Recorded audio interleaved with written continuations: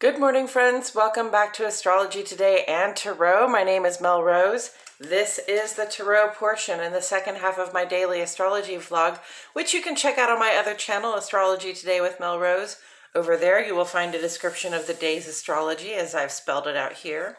Here, I will discuss the card that sits on the side of the page, and then I'll play another card that, in the context of the day's astrology, may give us something more to think about. So, let's get into it. The card that currently sits on the side of the page is a new one. It has changed, friends. We've moved to the Three of Pentacles. And it's here for a reason. It's here because it corresponds in astrology with the second 10 days or the second decan of the sun's transit here in the land of Capricorn. Capricorn is an earth sign, and pentacles or coins and tarot are earth element symbolism. Earth element symbolism has to do with the physical resources we have in this life and what we are willing to do with them to create something solid and structural that has value and offers support in our lives. So we come to the Three of Pentacles. And this is a card that's really about collaboration. You see the Three Pentacles there at the top of the card. And then you see these people have come together with different sets of skills and different resources to create something, to build something beautiful and new. So it's very much about teamwork. It's very much about collaborating. It's very much about building something together.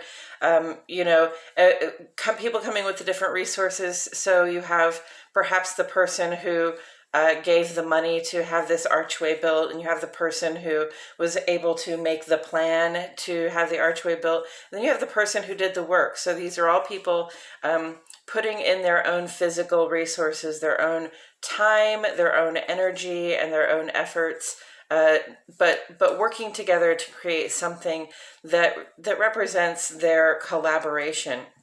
So, when we work in teams, when we help out, when we contribute our efforts, our money, our time, and our resources to collective efforts, the progress goes faster, right? And again, it helps us create something new that we can all look on and say, hey, I contributed to that. I made that along with the help with these other people, with a little help from my friends, right? So that's the Three of Pentacles. And with that said, I'm going to turn this card over. We have the Page of Swords. Okay, so Swords is air element symbolism in tarot, and air element symbolism is about the intellect. It's about what's going on in our minds, how we think, plan, and communicate, and how our thoughts, plans, and communications are sort of wielded like a sword out in the world to bring truth, to shine a light, a light of understanding on different situations. So, that sort of truth, it cuts both ways. We can use it to help, and we can use it to do harm. So it helps to know what you're doing when you're when you're using that sword, and that sword really just represents the intellect, the rationale, the capacity to think, plan, and communicate. So we have the Page of Swords. And the Page of Swords is one of the royal cards. It goes page, knight, queen, and king, right? Queen and king, they represent mastery. Knight sort of represents having good facility, working with that element, which in this case is that air intellectual element. Page represents a little less experience, right? So not completely inexperienced. The pages had some experience with thinking, planning, and communicating, and thinking, planning, and communicating, very important in this teamwork effort, right? So the page has some experience, not all of the experience. They have a lot of good ideas. They really want to share them. They want to communicate with them with others. And perhaps what they lack in experience in culminating these brand new or different plans that they have, they make up for in enthusiasm, a desire to really learn and to really contribute something also to our collective efforts. So where do we see the Page of Swords on the page today? So, with swords, as far as the planets go, my mind generally goes directly to Mercury. Mercury is here in Capricorn with the Sun and Pluto and Venus. Capricorn is a very heavy influence in our lives right now. You know, if you have this sort of, if you're feeling under this sort of pressure of time or simply authority or responsibility to make a start on something or to make a fresh start on something that is intended to build your sense of security in life, you would not be alone. That is very much the vibe that is on our plates right now. And from Mercury's standpoint, Mercury is the messenger, okay? That is our thoughts, plans, and communications, and sort of the way we day to day take care of our lives and live our lives out. So take care of our business, I would say. So, you know, Paige, a very beginner. Capricorn is cardinal, so it is initiating. It is just getting started. It makes plans. It doesn't necessarily culminate them, okay? It doesn't establish the physical security. It just initiates the work and the plan to create the physical security, right? So here we are in Mercury. We're making plans. We're very much under this serious, this sort of serious influence, serious Saturn-like, traditional, let's do what's tried and true kind of influence to get started on our year and to make a fresh start on material security in our lives. And, you know, that takes some intellect, that takes some willingness, some ability to communicate and some willingness to make plans that maybe we haven't made before. Maybe we weren't necessarily sure what we were planning until it unfolded in front of us, right? So, you know, it's a good time to be making a fresh start. It's a good time to be trying something new and different in terms of creating security and support in your own life. The Page of Swords is also present here, you know, in the Mars retrograde in the land of Gemini here. Mars, of course, is a fire sign, but Gemini is an air element sign. Mars is a fire planet, but Gemini is an air element sign. And so, you know, this is very much about reconsidering, taking a fresh outlook on the sort of actions we make in our lives, in the way that we move forward on things, and the way that we make, on the way that we sort of get things started in terms of our activities, right? So, you know, if you want to create security in your life, you're going to have to do some work. You're going to have some activity, right? You're going to have to put some active, what do I want to say? Some active physical resolve into what it is that you're trying to create for yourself. So Mars is retrograde, and Gemini is very much about the thoughts, plans, and communications. It's ruled by Mercury, okay?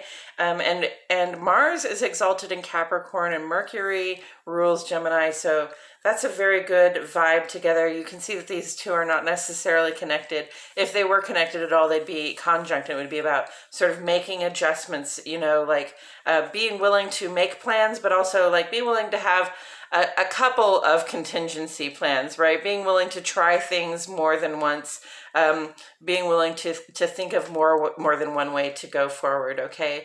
Let's be sharp and smart about the plans that we're making for ourselves, especially to develop our own sense of physical security in the world, whether that be, you know, developing our own physical well-being, in terms of our body, or whether that be about, you know, developing physical security for ourselves in terms of personal structures, having a roof over our head, having the stuff and things that we need to have, or, you know, Three of Pentacles style, and I'll bring this in here. You know, it can be also about collaborating with others. Mars and Gemini here. Gemini is very much about collaboration and communication, that we make better plans together, we make faster progress when we work together, and we can build structures for support that support not just ourselves, but everybody involved when we work together with other people who have the same interest at heart. So, you know, bringing these together, the Three of Pentacles and the Page of Swords, you know, the Saturn vibe of Capricorn is very much like, do what you know will work. Do what is tried and true. Don't mess around and create a new plan and try something innovative and different. Just go ahead and do the work. But Saturn itself right now has been sitting in Aquarius for a while, and Saturn rules Aquarius and Capricorn. When Saturn is when it's Capricorn, it's very much do what's tried and true, do what's old fashioned, do what we know will work. Whereas Saturn in Aquarius really asks us to think up new ways, to be a little intellectual about it, to think about the technology that we're using, and to consider new ways of going forward on these tried and true ways of being. Okay, on these methods we have for collaborating to build structures for support and security in our lives. So it's okay to have a new and different idea right now. Okay, Capricorn's like, yes, this is what we always do, but Saturn in Aquarius is very much saying we don't have to do it the way we always do it. We still have to make an effort. All right, we can come up with a new and different kind of plan. We can entertain new and different ways of being, especially if they're new in the direction of sort of including more people in the plan, so that more people can be supported by the resulting structure. Okay, so yeah, be open to a new plan, Stan. Right? Make a new plan, Stan. It's okay. You don't need to be coy, Roy. You can let the other people that you're working with in on your great new idea and how it will include more people and how its eventual structure for support will also cover more people in the future. Okay, so it's not just us. It's a whole group of people that are working together to create security for everybody involved, and that's going to be the name of the game going forward from here. Pluto goes into Aquarius this year, and Saturn will leave Aquarius and go into Neptune finally, and that's going to be very much about like making structure out of our dreams, like really materializing what we can imagine for ourselves, which is a delightful mode to be in for Saturn.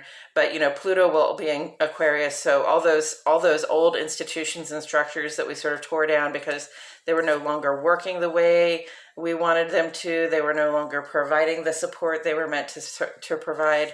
In the new year, we're going to begin collaborating to create new structures that provide the support that the old ones were meant to provide, but on a broader scale, covering everybody, not just not just a few, not just one group of people getting all the benefits while everybody else has to work twice as hard, right?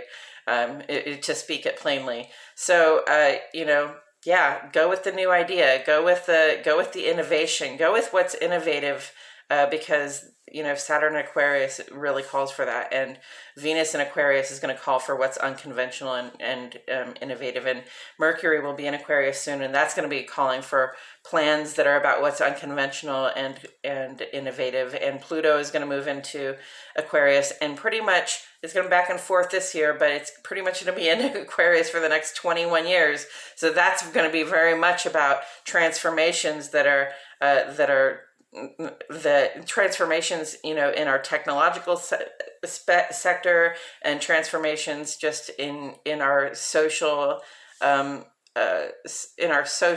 political, civic, work, social lives, that are going to be more inclusive and more supportive of all people. All right, I think that's all I have to say about it today. I think I said it like 3 different ways. So I appreciate you all for being here. My name is Mel Rose, and I'll see you all back here tomorrow for more Astrology Today. Thanks for tuning in.